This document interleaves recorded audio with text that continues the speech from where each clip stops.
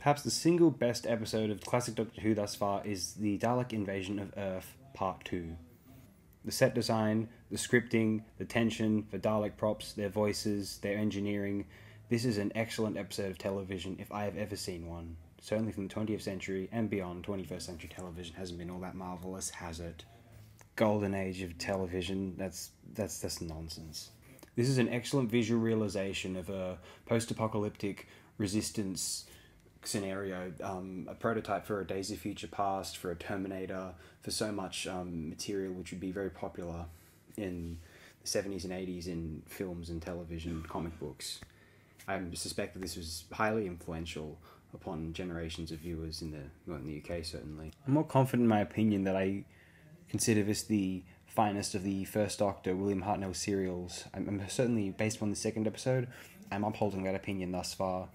We'll see how I feel toward the end of our retrospective of the first Doctor, although I tend to think of this as the best in his run.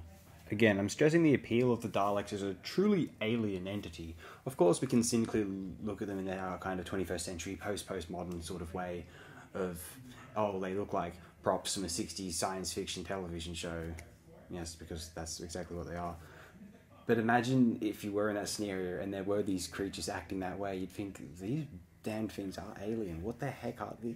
They're behaving in a manner that's totally unlike anything organic on Earth.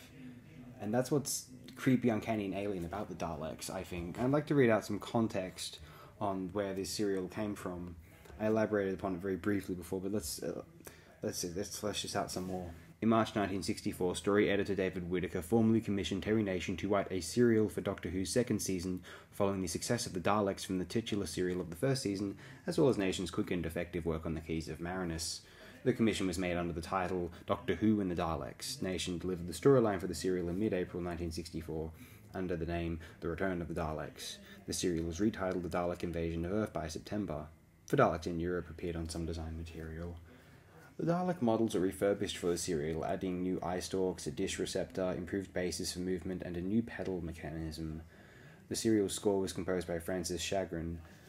Around 18 minutes of incidental music for the first 3 episodes was recorded on the 10th of September 1964 at Maida Vale Studios, and 12 minutes for the final 3 episodes was recorded by 5 musicians on the 8th of October. Chagrin had conceived the music from the serial's final scene sometime before production and was dying to use it. This is an excellent starting point for those seeking to explore Doctor Who. Certainly if you're willing to explore the black and white era, the first Doctor William Hartnell era.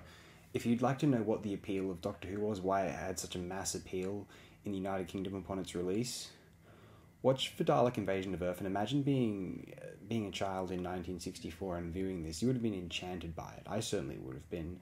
I have no doubt about that, given how much I loved things like the X-Men Days of Future Past storyline, or I also mentioned Terminator.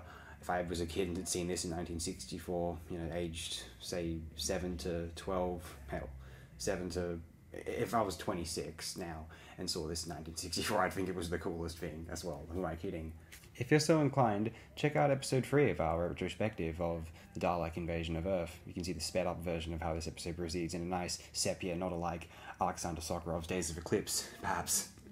Yeah, so tune in next time if you feel. Thanks again, my good and dear friends.